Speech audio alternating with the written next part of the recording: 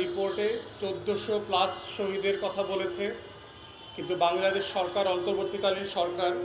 ডকুমেন্টেশনের যেই শর্ত আছে রাষ্ট্রের, এই শর্ত পূরণ করতে না পারবার কারণে যেটা হচ্ছে যে এখনও 850-র বেশি শহীদের তালিকা প্রস্তুত করা যায় নাই। এবং দুঃখজনকভাবে হলো সত্য যে এই তালিকাটা করবার জন্য অন্তর্বর্তীকালীন সরকার খুবই একটা আনপ্রফেশনাল মেথডে কাজটা করেছেন। কিছু ছাত্র গণ অভ্যুত্থানের পক্ষের ছেলে মেয়েদেরকে একটা কমিটি করে দিয়ে এই কাজটা করবার চেষ্টা করা হয়েছে, যেই কাজটার সাথে আসলে পুরো রাষ্ট্রের গুরুত্বপূর্ণ শাখা ইউনিট অ্যাডমিনিস্ট্রেশনের যারা সংযুক্ত ছিলেন না। তো আজকের এই 11 দলীয় সমাবেশ থেকে আমরা সরকারের কাছে আহ্বান জানাচ্ছি যে আপনারা বাংলাদেশের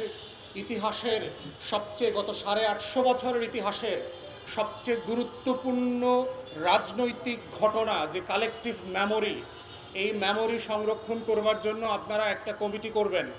যেটা ক্রস পার্টি পার্লামেন্টের সকল দলের সদস্যরা মিলে,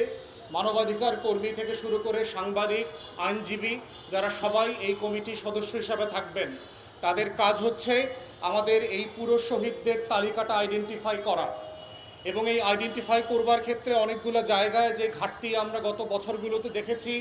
সেটা হচ্ছে আপনাদের মনে থাকবার কথা, আওয়ামী আমলের 24-এর আমির নির্বাচনের পরে যিনি স্বাস্থ্যমন্ত্রী হয়েছিলেন তিনি প্রফেশনালি অনেক বড় চিকিৎসক, কিন্তু আওয়ামী আমির নির্বাচনের ডাক্তার হয়ে তিনি গণ অভ্যুত্থানের বিপক্ষে অ্যাক্টিভলি কাজ করেছেন। হাসপাতালগুলোতে ফোন করে করে বলেছেন যে অভ্যুত্থানের পক্ষের কারোর মৃত্যু যেন তালিকাভুক্ত করা না হয়, চিকিৎসা যেন না দেওয়া হয়। এবং তখনকার তালিকাগুলোতে কোনো ডকুমেন্টেশন না থাকার কারণে যেটা হয়েছে, অনেক শহীদ এবং আহত